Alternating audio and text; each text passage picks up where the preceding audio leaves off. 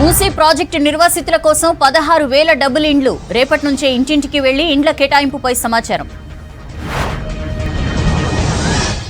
DSC 2008 అభ్యర్థులకు కాంట్రాక్టుపై అవకాశం. 27 నుంచి 2,300 మందికి సర్టిఫికేట్ల వెరిఫికేషన్. రేపటి నుంచి 38 కాలేజీల్లో జాబ్ గ్యారంటీ కోర్సులు ప్రారంభం. డిగ్రీ బీటెక్ స్టూడెంట్స్ కు ఉచిత ప్రత్యేక శిక్షణకు ఏర్పాట్లు. ఓయూ అధికారులు కాలేజీల ప్రిన్సిపల్స్ తో విద్యా కమిషన్ భేటీ. వర్సిటీ ప్రక్షాళన నిధులపై నివేదిక ఇస్తానన్న ఆకునూరి. ఎవరికి తెలియకుండానే కాళేశ్వరం గ్యారంటీలు తిరిగిచ్చేశారు. ఈఈ సొంత నిర్ణయాలు తీసుకున్నారని కమిషన్ కు చెప్పిన ఇంజనీర్లు. గ్రేటర్లో పలుచోట్ల భారీ వర్షం, ట్రాఫిక్ జామ్తో తిప్పలు. బంగాళాఖాతంలో అల్పపీడనం, 2 రోజులు వర్షాల అలర్ట్. తిరుమల కల్తీ నెయ్యి వ్యవహారంపై సిట్ వేసిన ఏపీ సర్కార్. ఐజీ త్రిపాఠి నేతృత్వంలో 2 ఐపీఎస్లతో దర్యాప్తు. ఘోర అపచారం చేసి ఇంకా సమర్థించుకునే ప్రయత్నమా? ధర్మంపై జోకులేస్తే తాట తీస్తాం, సినిమా వాళ్లు జాగ్రత్తన్న పవన్. బీజేపీ పాలనలో జాబ్స్ లేక యువత వలసపోతున్నారన్న రాహుల్. హర్యానాలో వలసలాపి ప్రగతిలో నడిపిస్తామన్న ప్రియాంక. రద్దు చేసిన రైతు చట్టాలను తేవాలని రైతులే అడగాలి. నా మాటలు వివాదమైనా సరే కట్టుబడతానన్న Kangana.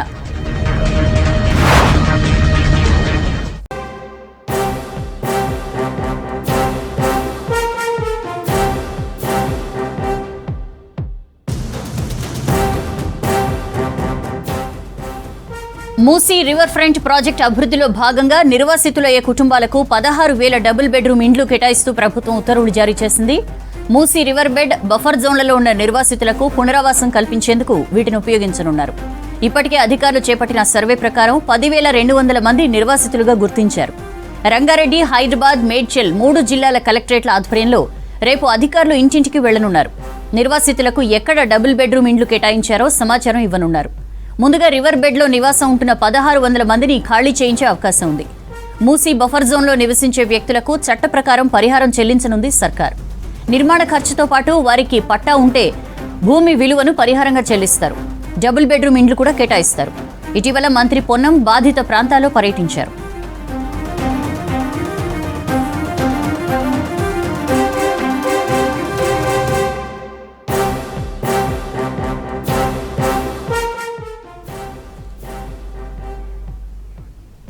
Musi river front project అభివృద్ధిలో భాగంగా నిర్వాసితులయ్యే కుటుంబాలకు 16,000 డబుల్ బెడ్రూమ్ ఇండ్లు కేటాయిస్తూ ప్రభుత్వం ఉత్తర్వులు జారీ చేసింది. మూసీ రివర్ బెడ్ బఫర్ జోన్లలో ఉన్న నిర్వాసితులకు పునరావాసం కల్పించేందుకు వీటిని ఉపయోగించనున్నారు. ఇప్పటికే అధికారులు చేపట్టిన సర్వే ప్రకారం 10,200 మంది నిర్వాసితులుగా గుర్తించారు. రంగారెడ్డి, హైదరాబాద్, మేడ్చల్ 3 జిల్లాల కలెక్టరేట్ల ఆధ్వర్యంలో రేపు అధికారులు ఇంటింటికి వెళ్లనున్నారు. నిర్వాసితులకు ఎక్కడ డబుల్ బెడ్రూమ్ ఇండ్లు కేటాయించారో సమాచారం ఇవ్వనున్నారు. ముందుగా రివర్ బెడ్లో నివాసం ఉంటున్న 1,600 మందిని ఖాళీ చేయించే అవకాశం ఉంది. మూసీ బఫర్ జోన్లో నివసించే వ్యక్తులకు చట్ట ప్రకారం పరిహారం చెల్లించనుంది సర్కార్. నిర్మాణ ఖర్చుతో పాటు వారికి పట్టా ఉంటే భూమి విలువను పరిహారంగా చెల్లిస్తారు. డబుల్ బెడ్రూమ్ ఇండ్లు కూడా కేటాయిస్తారు. ఇటీవల మంత్రి పొన్నం బాధిత ప్రాంతాల్లో పర్యటించారు.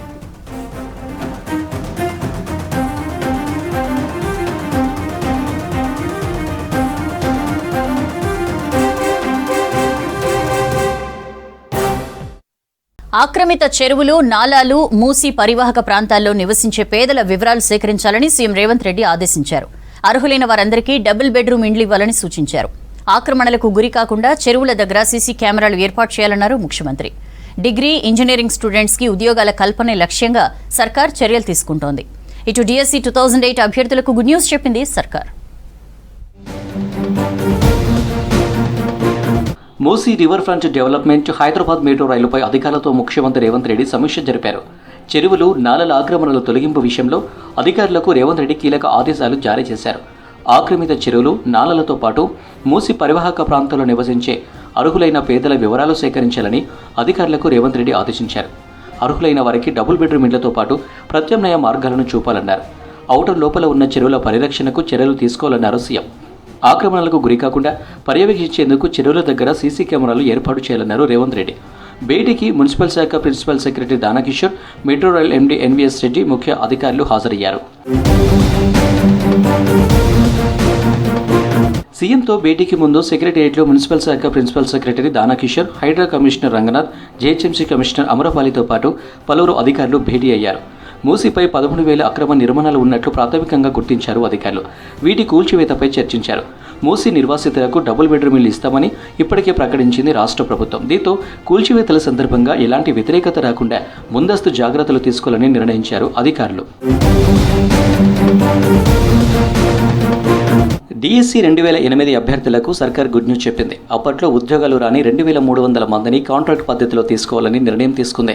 ఈ నెల 27 నుంచి వచ్చే నెల 5వ తేదీ వరకు ఉమ్మడి జిల్లా కేంద్రాల్లో సర్టిఫికేట్ వెరిఫికేషన్లో పాల్గొనాలని జీవోలో సూచించింది.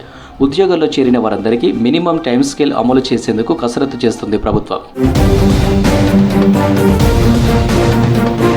రాష్ట్రంలో ఈ ఏడాది డిగ్రీ, ఇంజనీరింగ్లో చేరిన విద్యార్థులకు బ్యాంకింగ్, ఫైనాన్స్, ఇన్సూరెన్స్ రంగంలో ఉద్యోగాలు కల్పించేందుకు రాష్ట్ర ప్రభుత్వం ప్రణాళికలు రచిస్తుంది.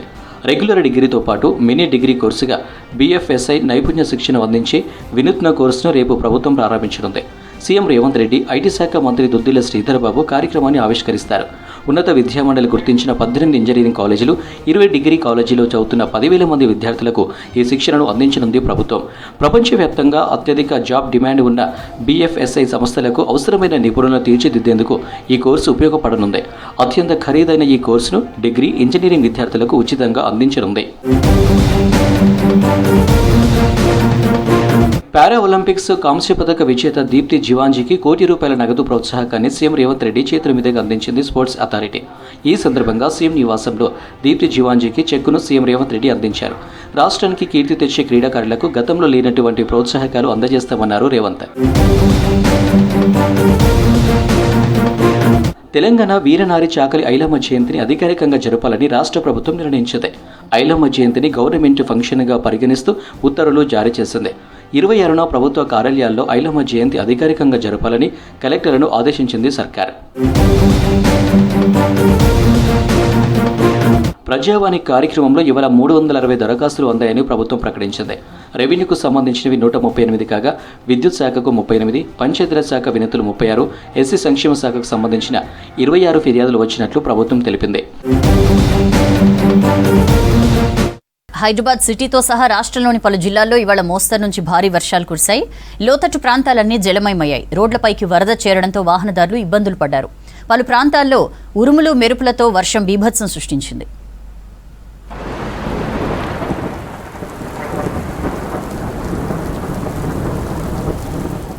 బంగాళాఖాతంలో ఏర్పడిన అల్పపీడన ప్రభావంతో సిటీలోని చాలా ఏరియాల్లో మోస్తరు నుంచి భారీ వర్షాలు పడుతున్నాయి.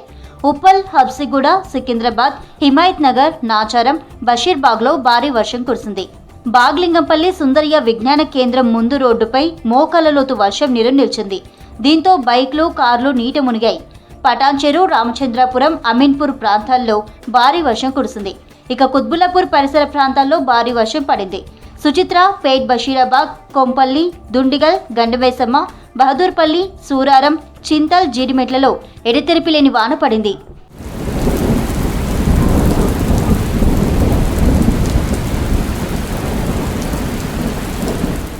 జూబ్లీహిల్స్, బంజారాహిల్స్, మాసబ్ ట్యాంక్, నాంపల్లి, లక్డీకపుల్, కోటి, అబిడ్స్లోనూ వర్షం పడింది.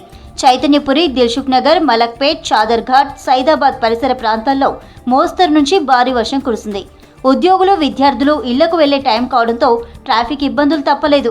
డ్రైనేజీలు పొంగి ప్రవహించాయి. రోడ్లపై నీళ్లు నిలవడంతో వాహనదారులు ఇబ్బంది పడ్డారు.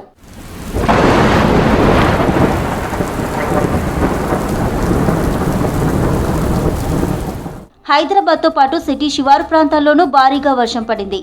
రంగారెడ్డి జిల్లా బొంగళూరు సమీపంలో నాగార్జునసాగర్ రహదారిపై వరద నీరు నిలిచి వాహనదారులు ఇబ్బందులు పడ్డారు. తుక్కుగూడ మున్సిపాలిటీలోని రావిర్యాలలో భారీగా వర్షం కురిసింది. మైలార్ దేవుపల్లి, బండ్లగూడ, జాగిర్, కిస్మత్పురా, గండిపేట్ ప్రాంతాల్లో ఉరుముల మెరుపులతో కూడిన వాన బీభత్సం సృష్టించింది. వర్షంతో పాటు ఈదురుగాళ్లు వీయడంతో రాజేంద్రనగర్లో చెట్లు విరిగిపడ్డాయి.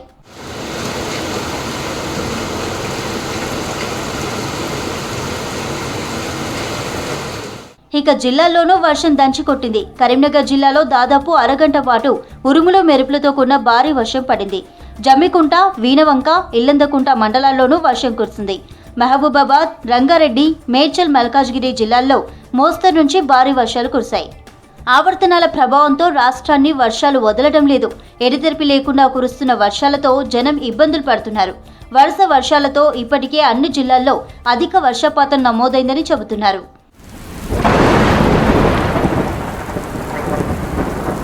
బంగాళాఖాతంలో కొనసాగుతున్న ఆవర్తనాల ప్రభావంతో రాష్ట్రంలో వర్షాలు దంచుకొడుతున్నాయి. మరో 3 రోజుల పాటు రాష్ట్రంలో మోస్తరు నుంచి భారీ వర్షాలు కురిసే అవకాశం ఉన్నట్లు తెలిపింది ఐఎండీ. పలుచోట్ల ఈదురు గాలులు, ఉరుములు, మెరుపులతో కూడిన వర్షాలు కురుస్తాయంది. భారీ వర్షాలతో అప్రమత్తంగా ఉండాలని ప్రజలకు సూచించారు అధికారులు.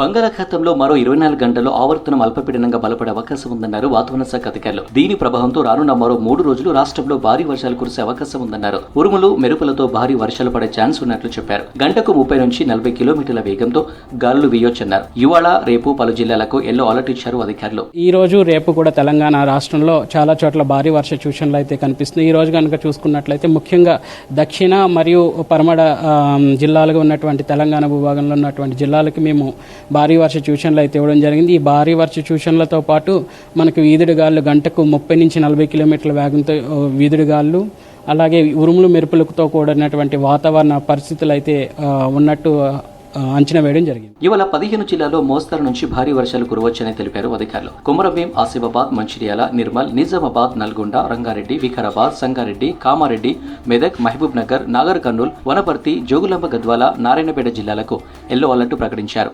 ఈ రోజు, రేపు కూడా ఈ యొక్క భారీ వర్ష సూచనలు అయితే ఇవ్వడం జరిగింది. ఈ యొక్క వర్ష సూచనలు దాని యొక్క ఇంటెన్సిటీని బట్టి మేము ఎప్పటికప్పుడు కలర్ వార్నింగ్స్ అవి మారుస్తూ ఉంటాము. ప్రస్తుతం మనకున్నటువంటి సమాచారం ప్రకారం ఇది అల్పపీడనం ప్రస్తుతం కనుక చూసుకున్నట్లయితే ఎక్కడైతే ఈ యొక్క వర్ష తీవ్రత అధికంగా ఉందో ఆ జిల్లాలకు ఎల్లో అలర్ట్ వార్నింగ్ అయితే ఇవ్వడం జరిగింది. అంతేకాకుండా ఈ హెచ్చరికలు ఎప్పటికప్పుడు ఆయా శాఖల వారికి కూడా అందజేయడం వల్ల వాళ్ళు కూడా రేపు మరో 15 జిల్లాలకు ఎల్లో అలర్ట్ జారీ చేసింది ఐఎండీ. కొమరంభీం, ఆసిఫాబాద్, ఆదిలాబాద్, నిర్మల్, మంచిర్యాల, పెద్దపల్లి, కరీంనగర్, రాజన్న సిరిసిల్ల, జగిత్యాల, జయశంకర్ భూపాలపల్లి, భద్రాద్రి కొత్తగూడెం, సిద్దిపేట, మెదక్, నిజామాబాద్, కామారెడ్డి జిల్లాల్లో భారీ వర్షాలు కురుస్తాయని తెలిపారు అధికారులు. గంటకు 40 నుంచి 50 కిలోమీటర్ల వేగంతో ఈదురు గాలులు వీస్తాయన్నారు వెదర్ ఆఫీసర్లు.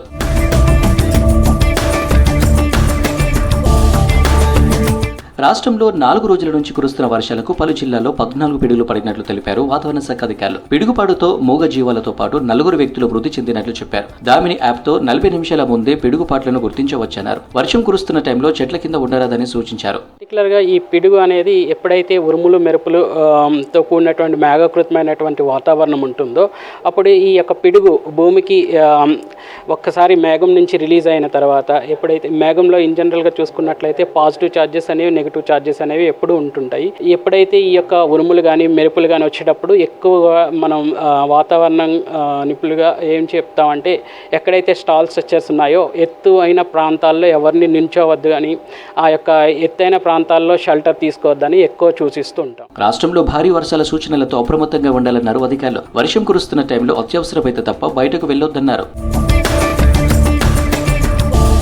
తిరుమల లడ్డూ కల్తీపై వివాదం కొనసాగుతోంది. సమగ్ర విచారణ కోసం సిట్టును ఏర్పాటు చేసింది ఏపీ సర్కార్. ఇటు ప్రాయశ్చిత దీక్ష చేస్తున్న పవన్ ఇంద్రకీలాద్రి ఆలయ మెట్లను శుద్ధి చేశారు. సనాతన ధర్మం జోలికొస్తే సహించేది లేదని హెచ్చరించారు పవన్. కల్తీని నిరసిస్తూ టీటీడీ ఈవో కార్యాలయాన్ని ముట్టడించారు సాధువులు. ఏపీలో తిరుమల లడ్డూ వివాదం కొనసాగుతోంది. నెయ్యి కల్తీపై సమగ్ర దర్యాప్తునకు సీఎం చంద్రబాబు సిట్ను ఏర్పాటు చేశారు. సిట్ చీఫ్ గా గుంటూరు రేంజ్ ఐజీ సర్వశ్రేష్ఠ త్రిపాఠిని ప్రభుత్వం నియమించింది. సిట్లో విశాఖ రేంజ్ డీఐజీ గోపీనాథ్ జెట్టి, కడప ఎస్పీ హర్షవర్ధన్ రాజుతో పాటు మరికొంతమంది డీఎస్పీలు, సీఐలు ఉన్నారు. సమగ్ర దర్యాప్తు చేసి ప్రభుత్వానికి నివేదిక ఇవ్వనుంది సిట్.